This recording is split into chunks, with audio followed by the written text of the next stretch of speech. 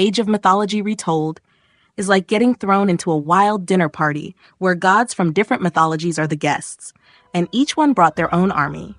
You've got the Greeks, the Egyptians, the Norse, and the Atlanteans, all vying to be the life of the party. But instead of small talk, they settle their differences with colossal battles, mythic creatures, and god powers that would make even Zeus jealous. Greek Pantheon.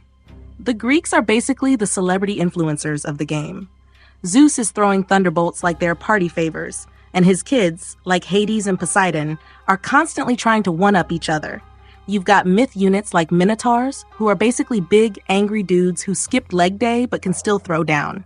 The Greeks play it pretty classic. Good economy, good military, and a little sprinkle of godly powers to ruin someone's day.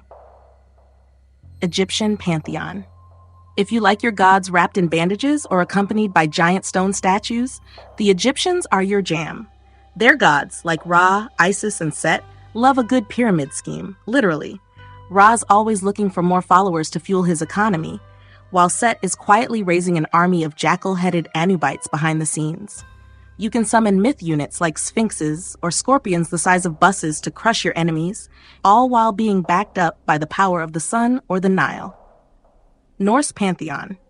The Norse gods are basically the rowdy Vikings who think the best solution to any problem is to hit it with a hammer. Odin, Thor, and Loki are your guys here, and they bring giants, like literal ice giants, to the battlefield. The Norse aren't about waiting around and building cities.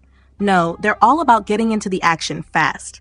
They're the only faction that gains favor, divine power, by fighting, so it's in your best interest to keep throwing your heroes and warriors into battle like it's Viking karaoke night. Atlantean Pantheon.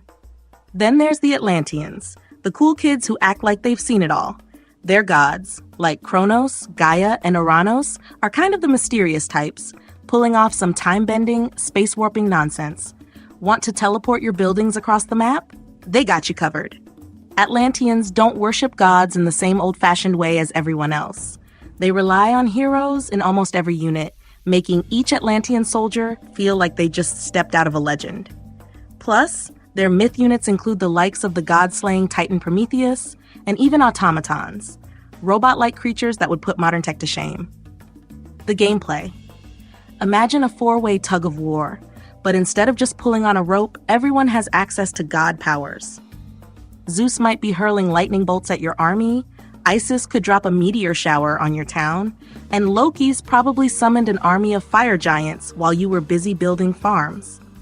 It's chaos, but it's the kind of chaos that makes you laugh as your carefully planned strategy crumbles because someone summoned a kraken to eat your fleet.